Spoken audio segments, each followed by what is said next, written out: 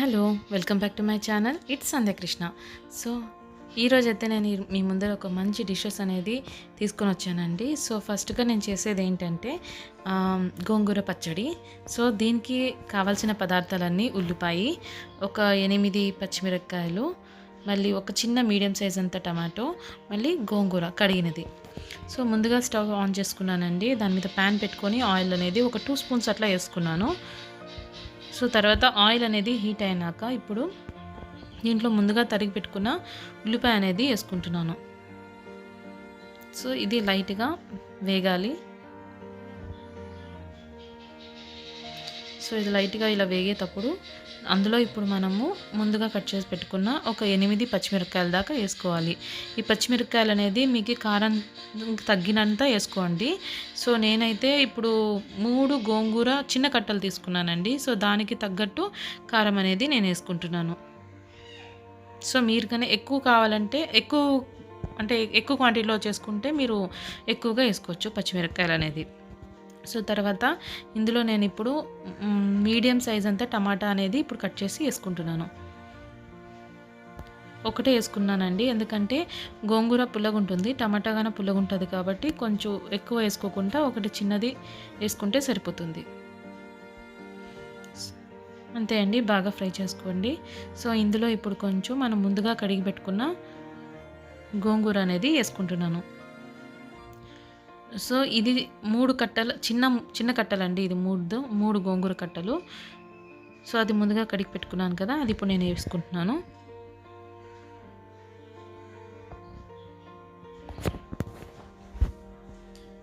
So ఇప్పుడు దీంట్లో కొంచెం అలా మగ్గనియాల, లైట్గా కొంచెం కింద మగ్గినాక అందులో ఇప్పుడు నేను కొంచెం ఉప్పు అనేది వేసుకుంటున్నాను. ఉప్పు వేసుకొని తర్వాత కొంచెం పసుపు అనేది వేసుకోవాలి.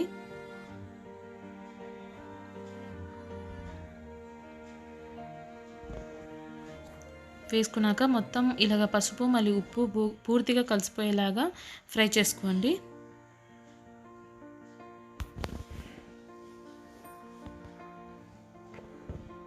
సో చూసారు కదా, ఇట్లా టోటల్గా బాగా కలుపుకోవాలండి.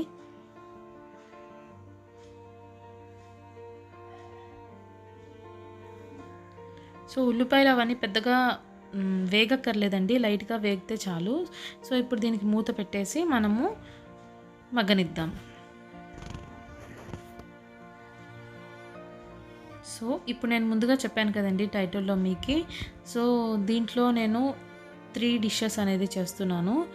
ఈ డిషెస్ చేయాలంటే వెంటనే మనము అదైనామంటే పక్క స్టవ్లో షిఫ్ట్ చేసుకున్నానండి గోంగూరని. సో ఇప్పుడు నేను ఒక పాత్ర పెట్టుకున్నానండి. ఇప్పుడు ఇది పలావ్ చేస్తున్నాను అన్నమాట. సో ఇందులో కొంచెం నేను ఒక 3 టేబుల్ స్పూన్ దాకా ఆయిల్ అనేది వేసుకుంటున్నాను.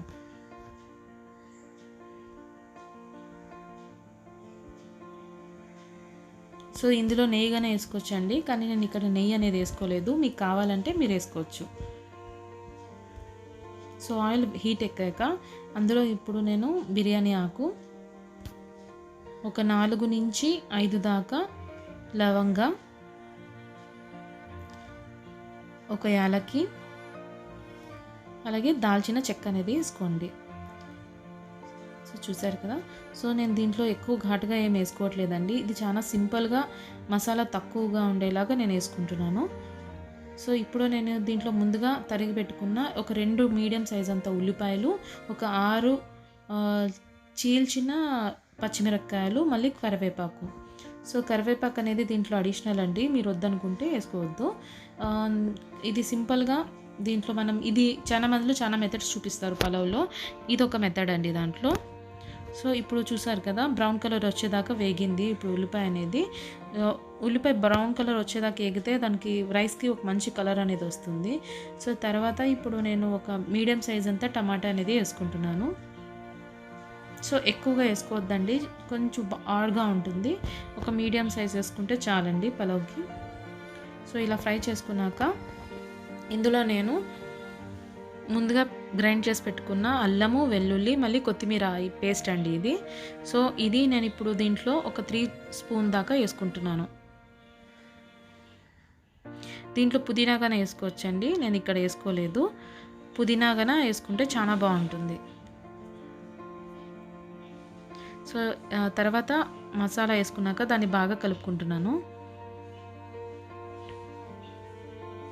సో పచ్చివాసన పోయేదాకా బాగా అలాగా ఫ్రై చేసుకోవాలండి. ఇప్పుడు దాంట్లో లైట్గా నేను సాల్ట్ అనేది వేసుకుంటున్నాను. సో ఇప్పుడు కొంచెం వేసుకుంటున్నాను, మళ్ళీ తర్వాత నేను ఆఖరిలో మళ్ళీ వేసుకుంటానండి టేస్ట్ బట్టి. సో దీన్ని లైట్గా ఇలాగా వేయించుకొని తర్వాత దీని మీద మూత పెట్టేసుకుందాం.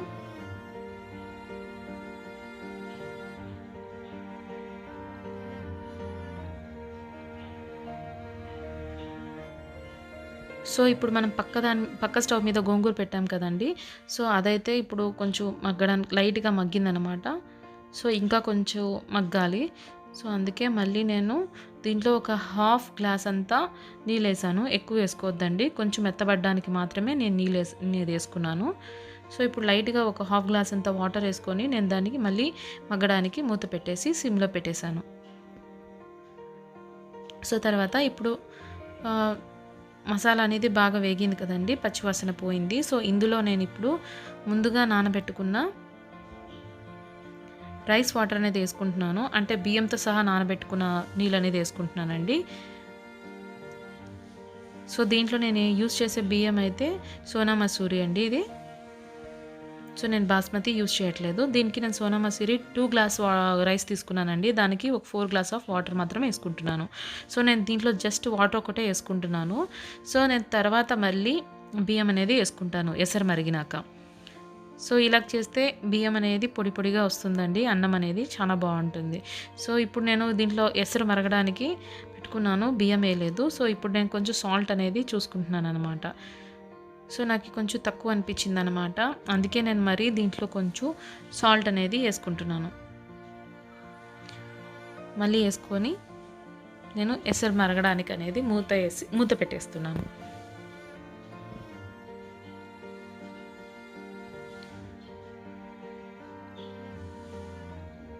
చూసారా, ఒక 5 మినిట్స్ తర్వాత ఎసరు అనేది మరిగిపోయింది.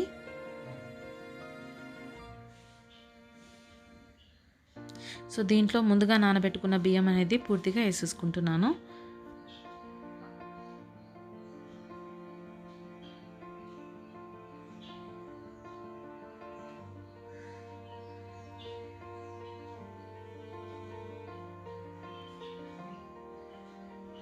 సో మొత్తంకి వేసేసుకున్నానండి. వేసేసుకున్నాక ఒకసారి బాగా కలుపుకొని ఇందులో ఇప్పుడు నేను హాఫ్ నిమ్మకాయ అనేది పిండుకుంటున్నాను.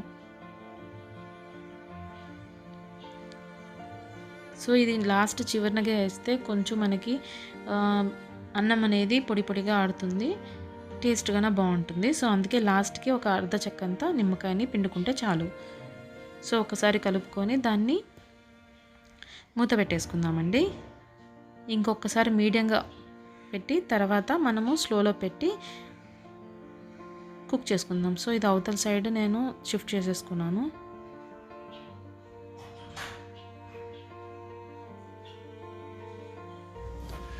సో మూత చెరిసాక ఫుల్ మగ్గిపోయిందనమాట. చూసారు కదా, పచ్చిమిరపకాయ టమాటా అంతా కొంచెం బాగా మగ్గింది.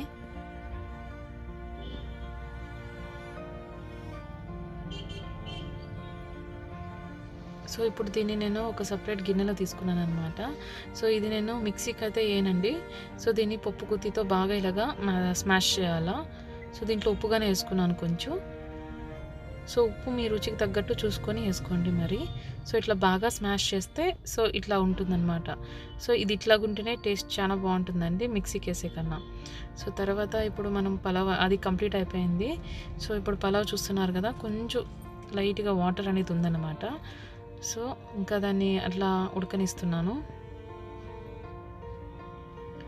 సో మళ్ళీ మూత పెట్టి కొంచెంసేపు దాన్ని ఇడిచేస్తున్నానండి, మగ్గనిస్తున్నాను. తర్వాత ఇప్పుడు ఇంకో కడాయి పెట్టుకున్నాను. ఇది చికెన్ కోసం అనమాట, చికెన్ గ్రేవీ. సో దీనికి ఏం చేస్తున్నాను అంటే ముందుగా గ్యాస్ స్టవ్ ఆన్ చేసుకున్నాను, ప్యాన్ పెట్టుకున్నాను. ఒక 1 టేబుల్ స్పూన్ అంతా ఆయిల్ వేసుకున్నానండి. ఎందుకంటే ఇది నేను చాలా తక్కువ క్వాంటిటీతో చేస్తున్నాను, అంటే ఒక 250 గ్రామ్స్ చికెన్కి చేస్తున్నాను. సో మీరు ఎక్కువ చేసుకుంటే దానికి ఎక్కువ ఆయిల్ వేసుకోవచ్చు. సో దీంట్లో నేను కొంచెం జీలకర్ర వేసుకున్నానండి, ఆయిల్ వేడెక్కాక తర్వాత ఒక మీడియం సైజ్ అంత ఉల్లిపాయ మళ్ళీ కరివేపాకు వేసుకుంటున్నాను.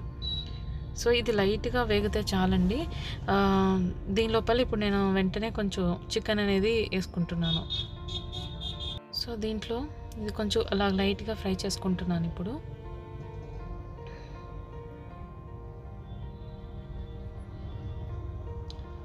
సో ఇప్పుడు ముందుగా కడిగి పెట్టుకున్న చికెన్ అనేది ఇప్పుడు దీంట్లో వేసుకుంటున్నానండి. వేసుకొని కొంచెం ఉప్పు,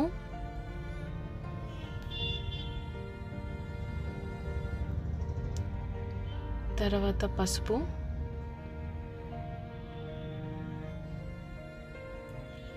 ఇంకా కారం అనేది వేసుకుంటున్నాను.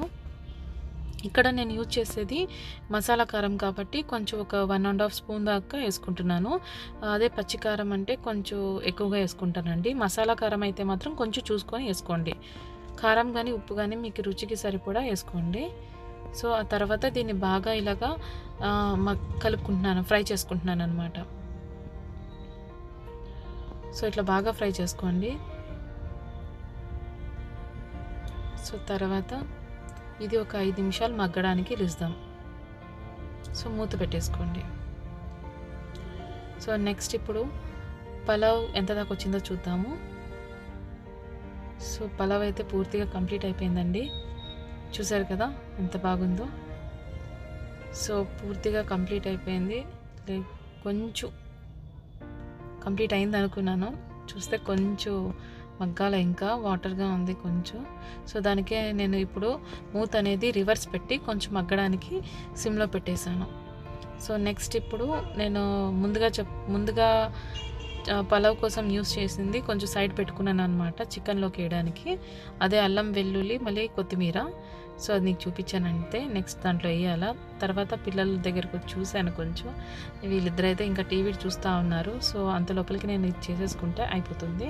సో ఒక టమాటా మళ్ళీ కొంచెం కొబ్బరి అనేది నేను చికెన్లోకి వేయడానికి పేస్ట్ చేయాలి. సో నెక్స్ట్ అయితే ఇప్పుడు మూత తెరిచి చూస్తున్నాను. సో చూసారా కొంచెం లైట్గా బాగా మగ్గింది. సో ఇందులో నేను ముందుగా గ్రైండ్ చేసి పెట్టుకున్న అల్లం వెల్లుల్లి కొత్తిమీర పేస్ట్ అనేది వేసేసుకుంటున్నాను.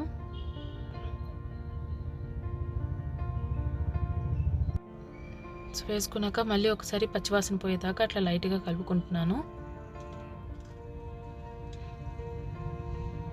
సో పూర్తిగా మిక్స్ చేసినాక మళ్ళీ కొంచెంసేపు దీన్ని మగ్గనిద్దామండి. మళ్ళీ మూత పెట్టేసుకొని ఒక 5 నిమిషాల తర్వాత మళ్ళీ చూద్దాం.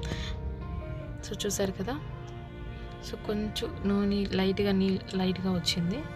సో ఈ తర్వాత మళ్ళీ ఒకసారి బాగా కలుపుకొని ఇప్పుడు నేను ముందుగా చూపించాను కదండి మీకు టమాటా మళ్ళీ కొబ్బరి, ఇవి రెండు నేను మిక్సీకి పట్టి దా పేస్ట్ని ఇప్పుడు దీంట్లో వేస్తున్నాను.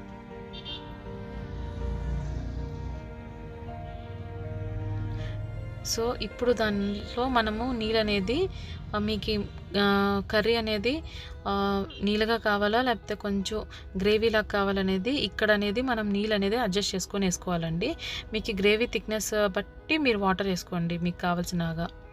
సో నేనైతే కొంచెం గ్రేవీగా చేసుకుంటున్నాను కాబట్టి నేను చిన్న గ్లాస్తో ఒక 3 గ్లాసులు నీళ్ళు వేసుకున్నానండి అడ్జస్ట్ చేసుకొని. సో ఇలా పూర్తిగా కలుపుకోవాలి.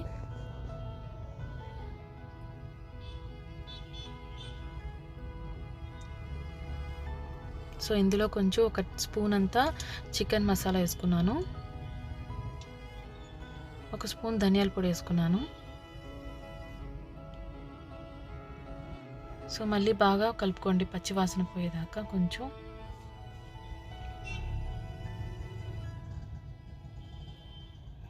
సో మళ్ళీ దీన్ని ఇంకొక కొంచెం గ్లాస్ నీళ్ళు వేసుకున్నానండి. కొంచెం థిక్గా అనిపించింది అన్నమాట. తర్వాత కొంచెం ఉప్పు తగ్గినట్లు అనిపిస్తే మళ్ళీ నేను కొంచెం లాస్ట్కి ఉప్పు వేసుకున్నాను. వేసుకొని ఒక్కసారి అలా కలుపుకొని మళ్ళీ మూత పెట్టేసుకొని మగ్గనియండి.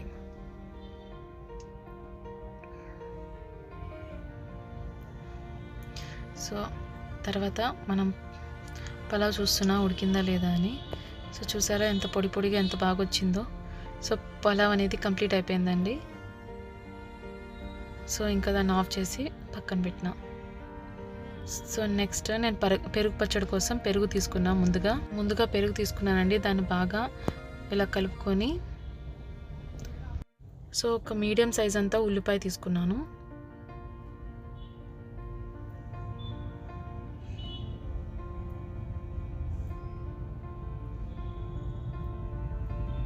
మీడియం సైజ్ అంతా ఉల్లిపాయ దీన్ని కొంచెం పొడవుగా సన్నగా తరుక్కున్నానండి.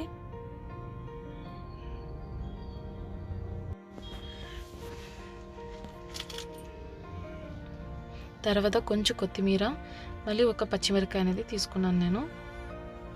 సో మీరు కావాలంటే దాంట్లో క్యారెట్, కుకుంబర్ అవన్నీ కానీ వేసుకోవచ్చు. సో నేను అదైతే ఏ వేసుకోలేదండి, జస్ట్ సింపుల్గా చేశాను టోటల్గా.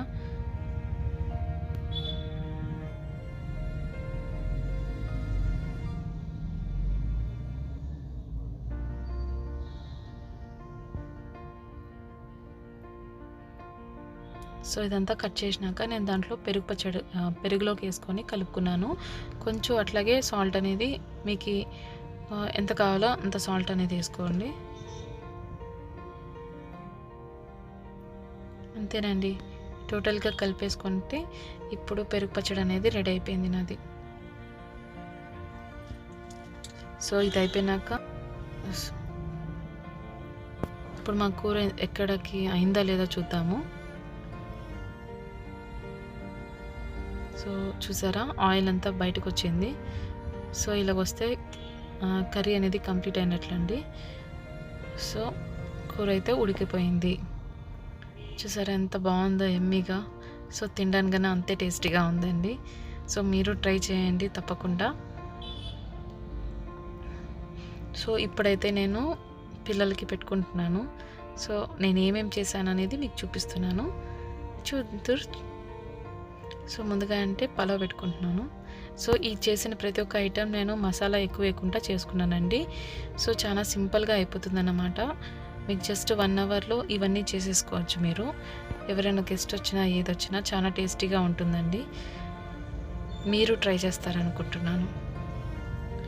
ఒకవేళ బాగుంటే తప్పకుండా కమెంట్ బాక్స్లో ఎట్లా ఉందనేది నాకు మెన్షన్ చేయండి. చూసారా, ముందుగా గోంగూర పచ్చడి. సో మెయిన్ కాంబినేషన్ కదండి నాన్ వెజ్కి గోంగూర పచ్చడి అనేది. సో తర్వాత చికెన్,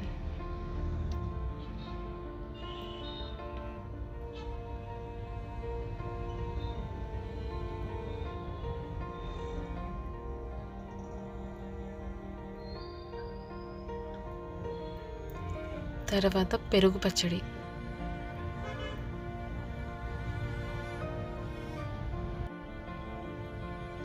సో తర్వాత నాన్ వెజ్లో ఉల్లిపాయ మళ్ళీ నిమ్మకాయ లేకపోతే కంప్లీట్ అవ్వదు కదా. సో అది గాన అయిపోయింది. అంతేనండి, ఎంతో టేస్టీ అయిన సింపుల్ అయిన 4 డిషెస్ అయితే ఇంతే. మీరు ట్రై చేస్తారనుకుంటున్నానండి. సో ఇప్పుడైతే నేను ఇక్కడ యాక్చువల్లీ మాటలు వినిపిద్దాం అనుకున్నాం, కానీ పిల్లలు టీవీ చూస్తున్నారు కాబట్టి కాపీరైట్ అవుతుంది కాబట్టి మళ్ళీ ఇక్కడ వాయిస్ ఓవర్ ఇస్తున్నాను. సో వాడైతే ఎక్స్ప్రెషన్ చూడండి, బాగుందా అని అడిగితే నా కొడుకు ఎలా చెప్తున్నాడో.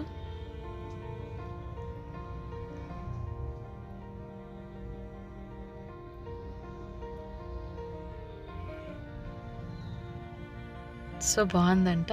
సో పిల్లలకి ఇలాగ మసాలా లేకుండా తక్కువలో చాలా బాగుంటుంది, ట్రై చేయండి. సో అంతేనండి, ఎంతో సింపుల్ అయినా ఈజీ అయినా 4 ఐటమ్స్ 1 అవర్లో ఎలా చేసానో చూసారు కదా. సో మీరు కానీ ఇంత సింపుల్ అయిన ఐటమ్స్ ట్రై చేస్తారని అనుకుంటున్నాను. So thank you for watching, bye.